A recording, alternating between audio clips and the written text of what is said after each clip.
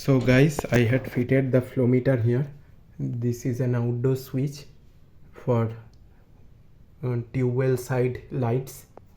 This is powered by 230 volt, and here I have that sensor, and there is a small socket for external appliance. So this is that 12 volt wire. So let's turn it on.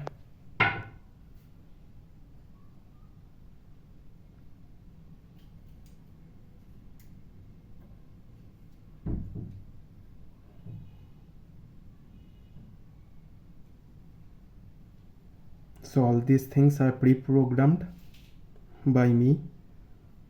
Loading water, taking reading. For now I will use to give air blow, and this wire will be passing through that ventilator vents. Now if I put some air through mouth, it is still working. So this thing will not consume any grid power as it is solar powered. So I can monitor how much water is flowing out of my solar pump without any manual calculation. So there is the reset button. If I press it, the reading will be reset along with the display.